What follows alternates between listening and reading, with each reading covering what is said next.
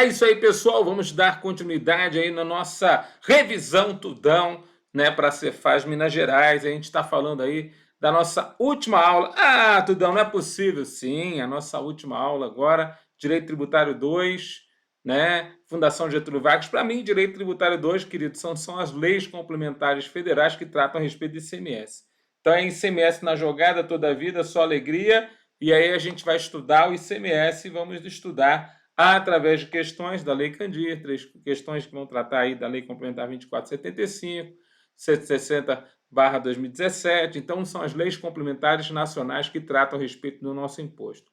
Vamos lá por questões? Então, a gente está baseado em questões da Banca Fundação Getúlio Vargas, tá bom? Então, essa primeira questão que você vai ver aí, questão agora do último concurso mais próximo aí da nossa gravação da Cefaz Bahia. Com relação, então, à base de cálculo do ICMS, analise as alternativas a seguir. Quando o contribuinte não apresentar os documentos fiscais e contábeis relativos às atividades da empresa, alegando que houve um sinistro desses documentos, a autoridade lançadora poderá arbitrar a base de cálculo do ICMS se não for possível a apuração do valor real. Primeiro, é uma situação muito comum que um auditor fiscal da Receita do Estado se depara com os contribuintes. É você chegar no contribuinte procurando algum documento fiscal e ele alegar que houve um sinistro. O que seria esse sinistro, professor? Uma inundação na empresa, né? E os documentos saíram navegando porta fora. Uma situação específica, um incêndio, um roubo, um furto, houve perecimento daqueles documentos. De alguma forma, isso é um sinistro. E aí, o que acontece? Pela falta do movimento real tributável da empresa, você não tem as informações, ela não pode oferecer as informações corretas a respeito da sua movimentação financeira, nós vamos ter que fazer o arbitramento. E o arbitramento está previsto na nossa lei complementar 87/96, a nossa lei Candir. Então, em virtude dessa falta de documentos, nós estamos diante de uma situação do arbitramento. Então, isso está previsto, inclusive, no artigo 18 da nossa lei complementar. Né? O artigo 18 da nossa lei complementar. Vou trazê-lo aqui para você. Então, a gente pode colocar aqui, ó,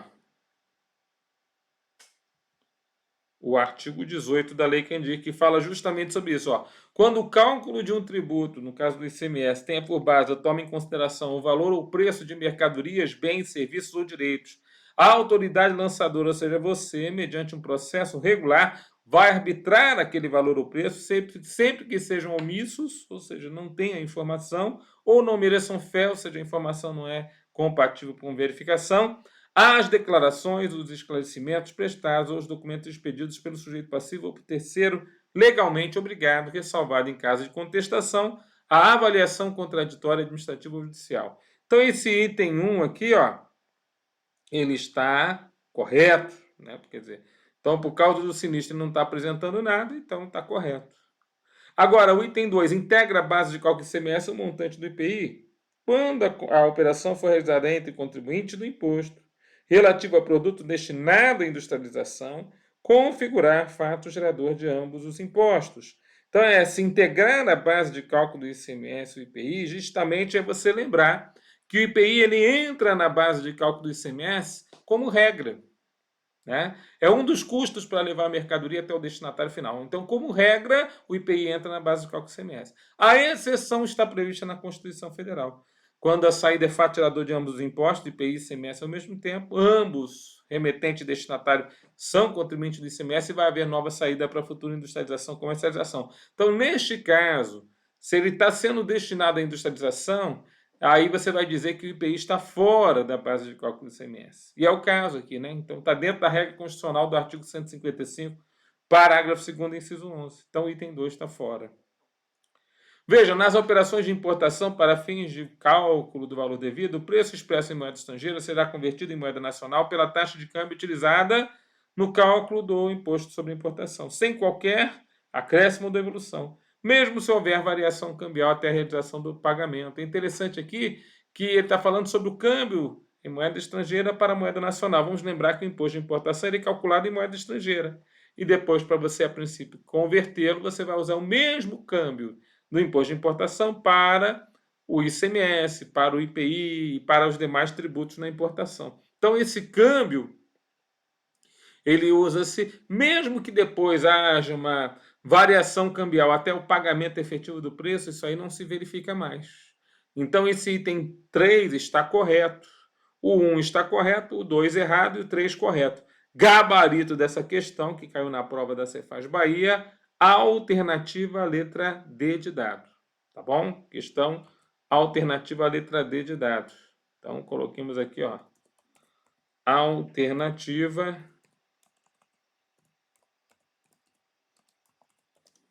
D.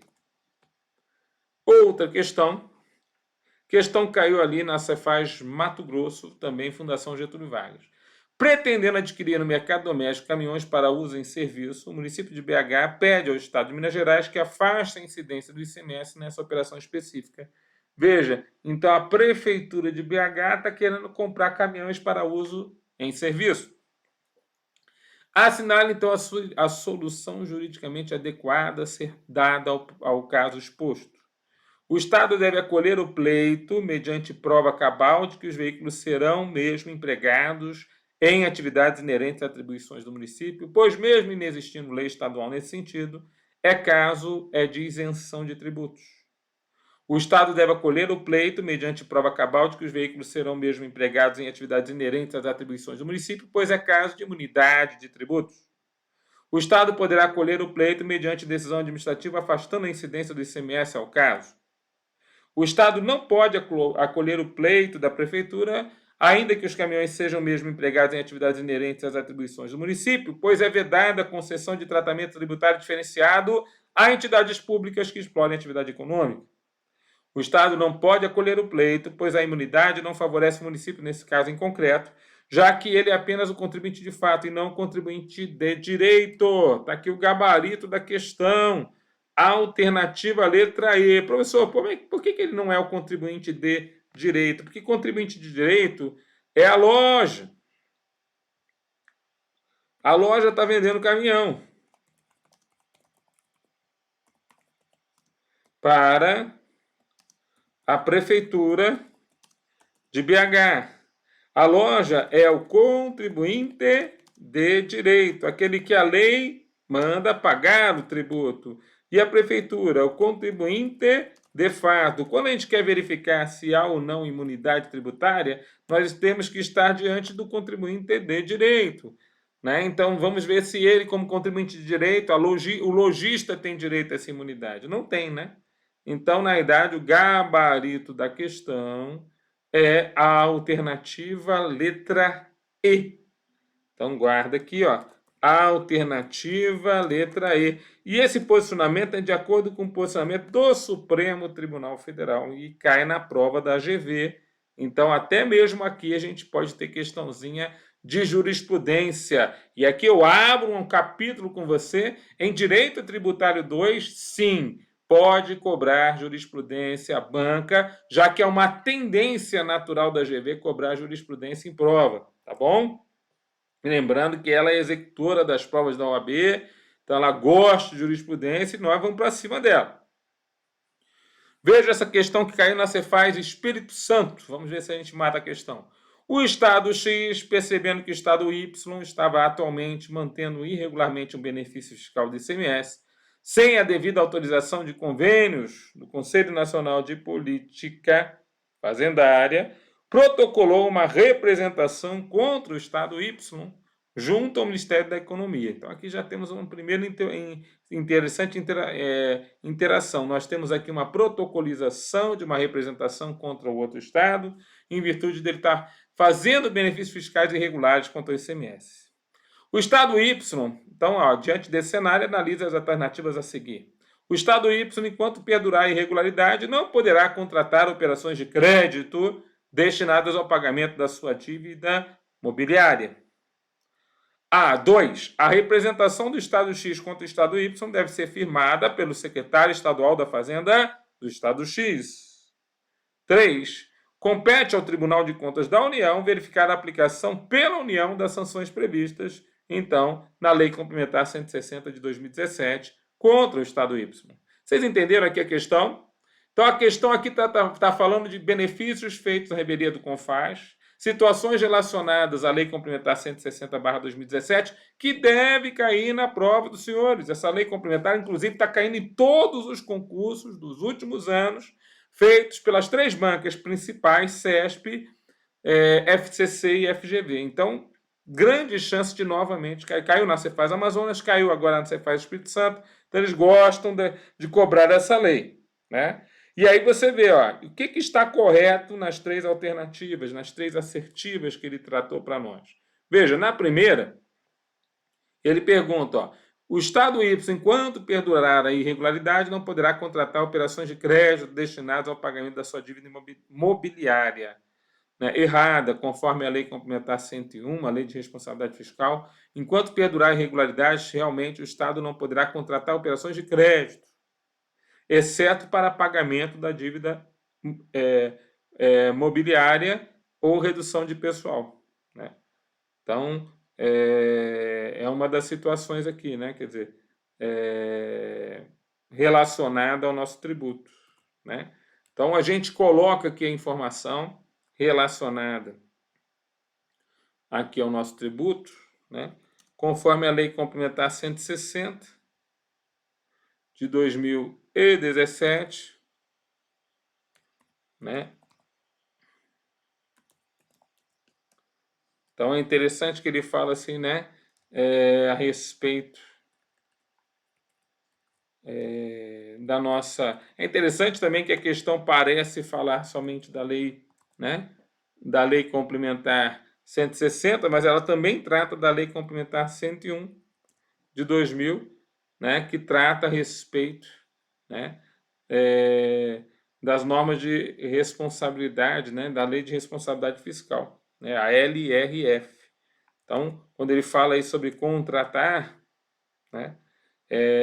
Pagamento da dívida mobiliária, então aqui não é imobiliária, é mobiliária ou redução de pessoal, conforme previsto aí no artigo artigo 23, parágrafo 3º, inciso 3. Artigo 23, parágrafo 3º, inciso número 3. Então tá aqui, ó. Contratar operações de crédito ressalvadas destinadas ao pagamento da dívida mobiliária ou que visem a redução de despesas com o pessoal. A representação do Estado X contra o Estado Y deve ser firmada pelo secretário estadual de Fazenda do Estado X. Errada essa representação, ou seja, essa acusação. O que é representar o Estado? É você acusar o Estado porque está descumprindo aquela, a princípio, exigência dos convênios no CONFAS para que possa ser aproveitado aquele determinado benefício fiscal. Então, essa representação não é feita pelo secretário, mas sim pelo top do governo do Estado, que é o governador. Né? Então, a segunda está errada. E a terceira pergunta, ele cita aqui para nós, compete ao TCU verificar a aplicação pela União das sanções previstas na Lei Complementar 160. Então, o artigo 6º da lei, parágrafo 1º, fala que a aplicação das sanções é condicionada ao acolhimento pelo Ministério de Estado da Fazenda de representação apresentada por governador de Estado ou pelo Distrito Federal. Então, na verdade, aqui, ó, quando ele fala essa informação também, né, é uma situação aqui diferente. Então, mas compete ao Tribunal de Contas da União verificar a aplicação pela União dessas situações. Então, a gente coloca aqui, essa situação do Tribunal de Contas da União está prevista no nosso artigo, né? Então, o Tribunal está prevista no nosso artigo 6º, parágrafo 3º. Então, vou colocar aqui, ó, artigo 6º, né? Parágrafo 3º. Compete ao Tribunal de Contas da União verificar a aplicação pela União da sanção prevista no caput desse artigo. A alternativa, então aqui o gabarito da questão vai ser a alternativa que fala somente o 3. A alternativa, a letra C de casa. Então somente o 3 está correto. Porque o 1 está errado. Ele pode sim contratar operações de crédito para pagar sua dívida mobiliária. O 2 está errado. A representação é o governador do estado. E o 3 está correto, é o TCU, que vai verificar a aplicação pela União das sanções previstas na lei complementar. Então, gabarito, alternativa à letra C. Fechou? Outra questão.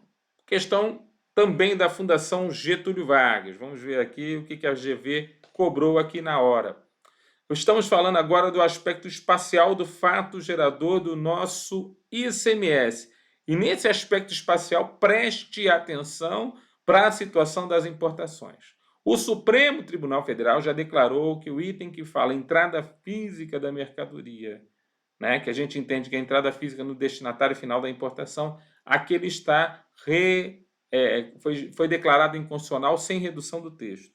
E a inconstitucionalidade é porque, na idade, o que o Supremo quis dizer é que importa sim realmente a entrada física, mas no destinatário final, ou seja, o destinatário jurídico da importação. Quem deu aso, quem deu razão àquela importação. Então ele vai lá e faz isso cair na prova. O desembaraço aduaneiro de certa mercadoria deu-se no estado de São Paulo. Então desembaraçou em São Paulo, provavelmente pelo porto ou aeroporto, em São Paulo. O estabelecimento importador situa-se no estado do Rio de Janeiro, então o importador está lá no Rio, e os produtos foram entregues diretamente a uma terceira empresa localizada em Minas Gerais. Ou seja, quem deu aso, quem deu razão, é o estado de São Paulo que tem o desembaraço aduaneiro, é o estado do Rio que tem o importador, ou é o estado de Minas Gerais que tem o destinatário final da mercadoria. O ICMS devido por essa importação, segundo a Lei Complementar 87/96, cabe a nenhum dos 3 estados, pois não incide o ICMS na espécie por tratar-se de uma mercadoria destinada ao ativo permanente do importador. Ao estado de São Paulo, pois foi onde ocorreu o desembaraço. Ao estado do Rio, pois onde está o importador. Metade para o Rio, metade para Minas. Ao estado de Minas, onde ocorreu a entrada física da mercadoria. Para nós, o gabarito é a letra E. Continua sendo a letra E, porque lá nós temos o destinatário jurídico. Mesmo sendo considerado inconstitucional esse texto sem redução lá na Lei Candir, sempre que você tiver que resolver esse tipo de questão para a prova, você vai ter que pensar qual é a empresa, qual é a pessoa física que deu aso àquela importação. E você vai colocar o imposto para aquele estado. Se você já souber desde o momento da importação quem é que deu, né, razão àquela importação, é para aquele estado. No caso aqui, Minas Gerais, não é para o estado importador, não é para o estado onde ocorreu a entrada no território aduaneiro, mas sim para o estado onde está sendo o seu destino jurídico. Tudo bem? Cai na prova de vocês. Gabarito, então, alternativa letra E. Outra questão. Nos termos da Lei Candir, no caso de um estabelecimento da sociedade empresária apurar o saldo credor do ICMS, ao final de um período, normalmente mensal, o que ela deve fazer? Então, veja, o gabarito está aqui, ó. Pode compensar com saldo devedor verificado em outro estabelecimento da mesma empresa localizado neste estado. Então, vamos lembrar que essa possibilidade de você ter uma centralização de apuração do imposto acontece de acordo com a Lei Candir, e aí todos os estabelecimentos daquela empresa que temos dentro do estado de Minas Gerais vão poder passar para a centralizadora seus saldos devedores e credores para que a apuração seja feita num só estabelecimento, que a gente vai chamar de centralizador. Isso está previsto no artigo 25 da nossa Lei Candir. Então, leva essa informação para a prova. Outra questão. Com relação ao ICMS, assinale a alternativa que é correta. Serviços de comunicação não estão sujeitos ao ICMS. Serviços de comunicação estão tanto sujeitos ao ICMS que eles poderão ser considerados imunes se forem, a princípio, gratuitos, né? E de radiodifusão sonoras e de sons e imagens. Então, os serviços onerosos são sujeitos ao ICMS, sim, por isso que a letra A está fora. Letra B.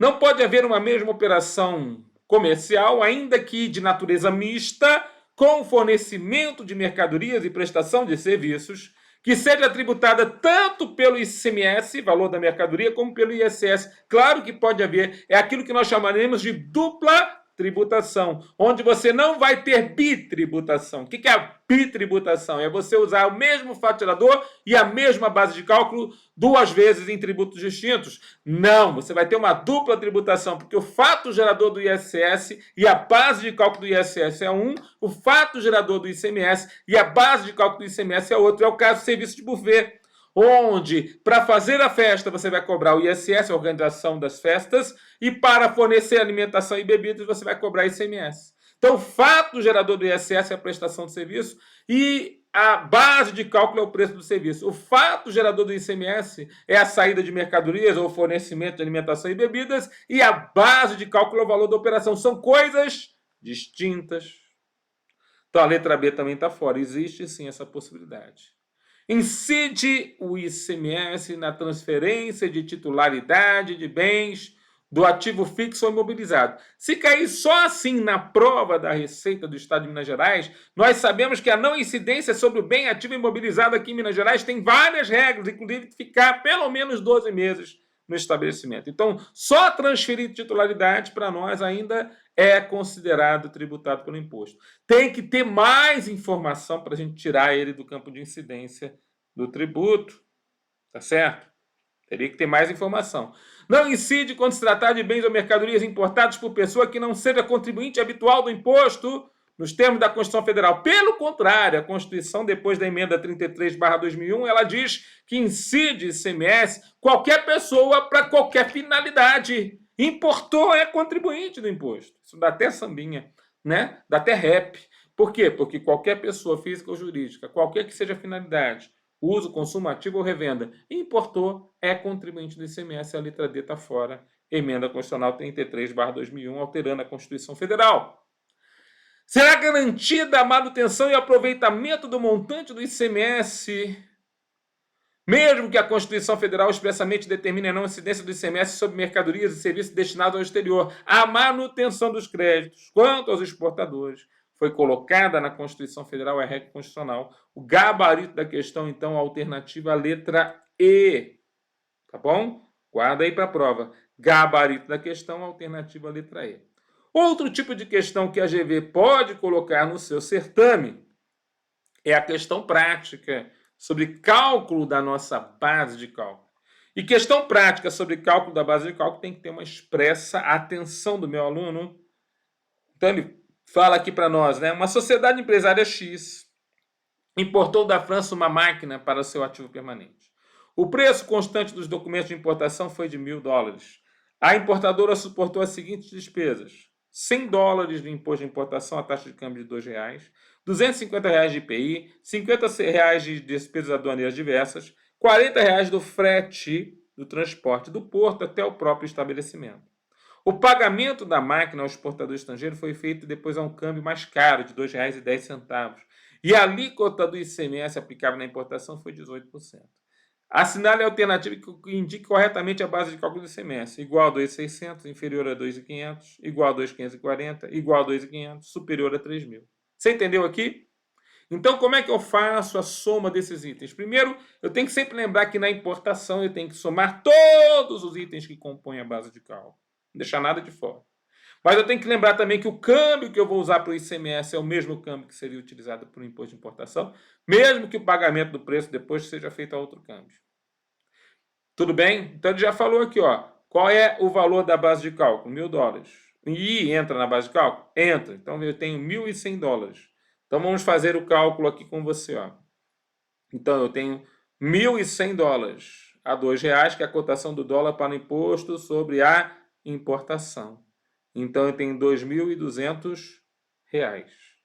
Vou somar o IPI, né? Vou somar o IPI, vou somar as despesas, demais despesas, mas não vou acrescentar, cuidado, hein?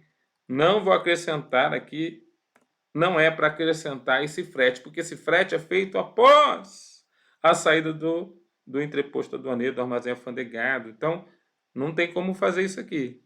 Agora, eu divido os 2.500 por 0,82, que é 1 menos a alíquota. Por quê? Porque eu tenho que colocar o ICMS por dentro da alíquota dele mesmo. Até 2.500 dividido por 0,82, que vai dar 3.048,78. Então, vai dar 3.048,78. Logo, maior que R$3.000, a alternativa letra E. Então, ó, cuidado, o frete é o único que não entra. Vou botar aqui no comentário para ficar certinho para você, tá bom? Então,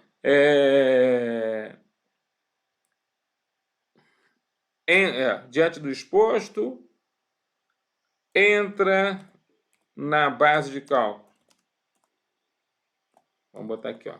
Valor da máquina, o II, né? O IPI, as despesas diversas, e vamos parar por aqui, ó. Puf. O item 4 não entra. Ficando assim. Então, estou resolvendo aqui com você, né? O gabarito aqui da questão, né? Vai ser esse, né? Deu maior que R$3.000. A alternativa é a letra E, superior a 3.000. Tá bom? Então, vamos lembrar, para a prova, para poder formalizar aí na prova, o importante é sempre olhar, né, para todos os itens que compõem, qual que é o câmbio que vai ser utilizado e se teve que usar algum arbitramento de base de cálculo que ele vai ser preferido, vamos dizer assim, tá bom? Outra questão, com relação ao serviço tomado ou à mercadoria entrada no estabelecimento, a Lei Candir estabelece obrigatoriamente o estorno do ICMS a que tivesse acreditado o sujeito passivo sempre que ocorrerem os fatos apresentados a seguir, à exceção de um. Então, a lista que a Lei Candir estabelece para estorno, né? Então, a lista que a Lei Candir estabelece para estorno de mercadorias está prevista na Lei Candir. Lá no artigo 21, vamos lembrar que o estorno de mercadorias ele é previsto lá no artigo 21 da Lei Candir. Então, o artigo 21 vai falar justamente quais são as situações de estorno. Vamos lembrar que estorno é anulação de crédito que já foi feito. Por isso ele é o estornado, né?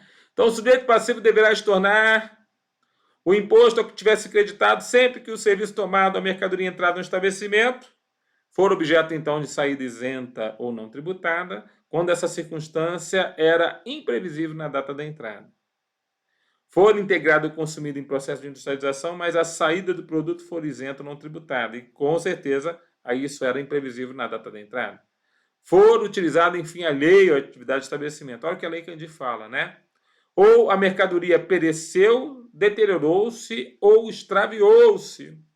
Tudo isso está nas letras A, C, D e E.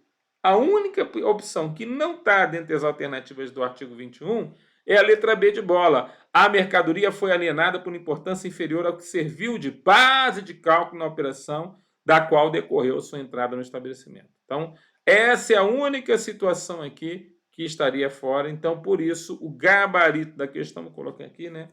Alternativa, letra B de bola. Beleza? Outra questão. Em relação ao ICMS, analisa as alternativas a seguir. Para a legislação do ICMS, estabelecimento corresponde ao local privado ou público, edificado ou não, próprio de terceiro, onde pessoas físicas ou jurídicas exerçam suas atividades em caráter temporário ou permanente. O conceito do estabelecimento está lá no artigo 11, né? Então, isso aqui está exatamente como está previsto no artigo 11 da Lei Candir. Para a legislação vigente, cada estabelecimento do mesmo titular é considerado autônomo. Cuidado, eu deixei essa questão aqui para a gente poder conversar agora. Ué, professor, a Lei Candir prevê essa informação. Só que a mesma Lei Candir foi julgada inconstitucional, sem redução do texto, pelo Supremo Tribunal Federal. E os estados estão brigando a respeito dessa circunstância, sobre os efeitos dessa situação. Então, hoje, você vai ver na legislação estadual mineira que vai estar escrito exatamente como está previsto ali. E, aliás, o pior ainda não é isso, né? Quer dizer, quando foi a princípio julgado inconstitucional essa história de que o estabelecimento do mesmo titular não é mais considerado autônomo, Para as obrigações acessórias, o que prevalece é o que está no CTN, no artigo 127, inciso 2, que diz que qualquer estabelecimento tem que responder por suas obrigações acessórias. Ou seja, existe uma autonomia dos estabelecimentos para o cumprimento de obrigação acessória. Cada filial tem que ter sua nota fiscal, cada filial tem que ter sua inscrição estadual aqui no Estado. Então, na idade, se cair numa prova agora, eu acho que não muda o gabarito, não. Ficaria oficialmente aí dizendo exatamente isso. Ó, a legislação vigente, cada estabelecimento do mesmo titular é considerado autônomo, continua a funcionar assim em Minas Gerais. Você entendeu? Caso não seja possível determinar qual que é o local desse estabelecimento, que é esse local físico onde acontecem fatos geradores do ICMS, considera-se como tal o local onde tenha sido efetuada a operação ou efetuada a prestação.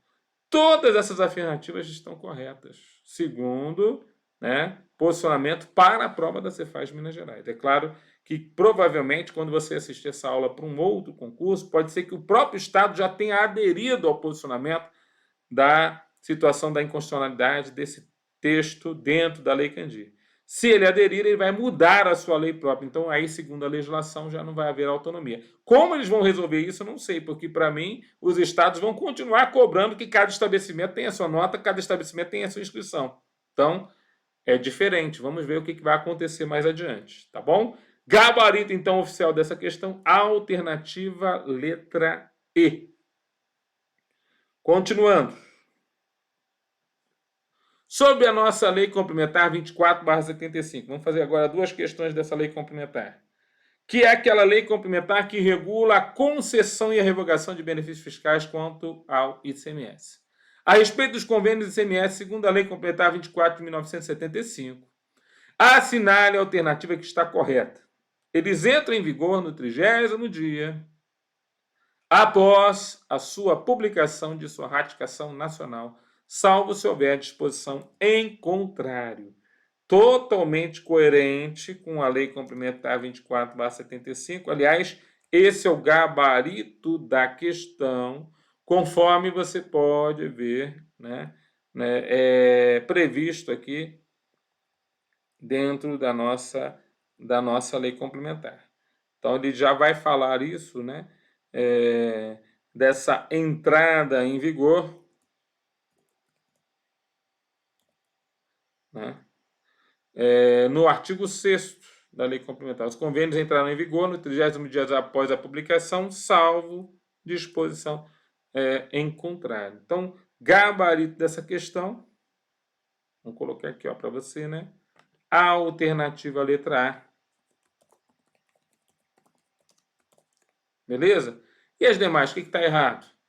Os convênios podem ser autorizativos e impositivos, fora, segundo o Supremo Tribunal Federal, convênios são somente autorizativos.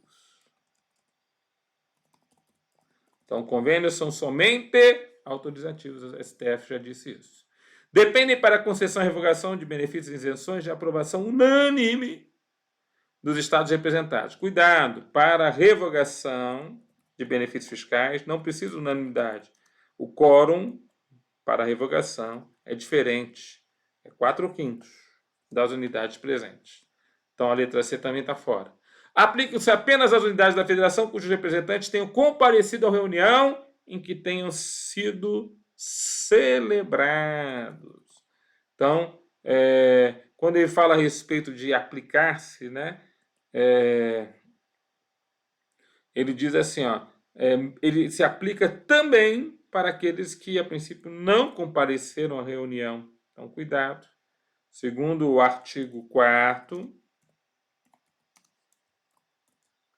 o disposto nesse artigo também se aplica, ou seja, a execução dos benefícios também se aplica, né, à situação relacionada aí ao nosso convênio. Então, também está aqui, disposto nesse artigo, aplica-se também às unidades da federação cujos representantes não tenham comparecido à reunião que tenham sido celebrados os convênios. E a letra E? Devem ser ratificados mediante decreto dos estados, de cada unidade da federação, no prazo de 10 dias. Eu sempre falo do prazo 10, 15 e 10. E o prazo de 10 dias é para a União, não para os estados. Os estados são muitos, cada um vai ter que fazer o seu decreto para ratificar ou retificar ratificar ou rejeitar, né, estadualmente aquele determinado convênio, então eles têm um prazo maior. Então, esse prazo para eles aqui da letra E é o prazo de 15 dias. Então, também está errado. Então, gabarito da questão, alternativa, letra A. Outra questão, com relação às isenções e benefícios fiscais relativos ao ICMS, assinale o que está correto. Veja lá, exige a edição de convênio entre os estados e o Distrito Federal apenas por meio de autorização impositiva. Quer dizer, não, autorização impositiva parece que as coisas não se relacionam, né? Ou é impositiva ou é autorizativa. Agora, a autorização impositiva está errado. Podem ser concedidos ou revogados unilateralmente por lei ordinária do Estado. Toma cuidado, né? Quer dizer, a situação unilateral, né, vão ser dados através de condições estabelecidas através de convênios. Então, cuidado que algumas situações de unilateralidade, vou até colocar aqui para você ver, estão previstas lá no artigo 10. Os convênios definirão as condições gerais em que poderão conceder de forma unilateral anistia, remissão, transação, moratória, parcelamento de débitos fiscais, ampliação do prazo de recolhimento do imposto de circulação de mercadorias. Então, a letra B está fora. Letra C. Exigem autorização dos estados e do Distrito Federal apenas para a sua concessão. Errado. E também revogação. Então, não é só para a concessão, mas também para revogação.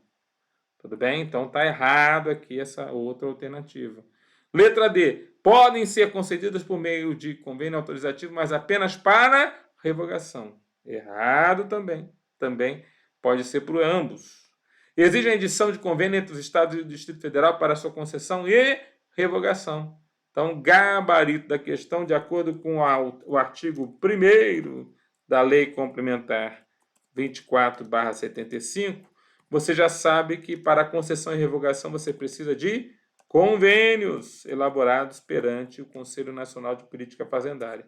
Então, o gabarito aqui da questão, bem simples, alternativa letra E. Parece-me que a banca gosta, né, de cobrar esses itens que a gente está mostrando aqui para vocês. Base de cálculo, crédito e tributo. Então, já aí fizemos algumas questões que a AGV gosta. Incidência, não incidência do tributo. Beleza? Lei Complementar 24/75. Uma questão sempre certa da 160/2017. Então, esse é o jeitão da prova de vocês aí para o nosso certame. E vão ser 12 questões, então eu creio que vai ter questão práticas de base de cálculo. Então, vai ser bom para vocês poderem treinar aí esse tipo de questão. Vai ter questão prática da base de cálculo, pode ser muitas vezes na importação. Então, eles podem realmente... Então, crédito, base de cálculo, incidência, não incidência. Nós falamos de local da operação ou prestação. Falamos de aspecto temporal do fatiador. Tudo isso, uma questãozinha de cada um, vai rechear a sua prova aí, né, das 12 questões. Tá bom? Com isso, encerramos esse bloco e também eu desejo a você uma super prova, a melhor prova da face da Terra, você vai fazer lá e vai detonar na Cefaz Minas Gerais. Ah, professor, não deu. Ficou faltando uma outra matéria lá, um determinado item, eu não consegui fazer lá o mínimo em todas as provas, não tem problema. Volta para cá, vamos treinar, vamos para cima da Cefaz Mato Grosso, vamos para cima da Cefaz Rio de Janeiro, vamos para cima da Cefaz São Paulo, vamos para cima do concurso que vai vir, que vai ser um prêmio para você quando o edital sair, como foi o prêmio esse da Cefaz Minas Gerais. Fiquem com Deus, bons estudos, detonem e até a próxima.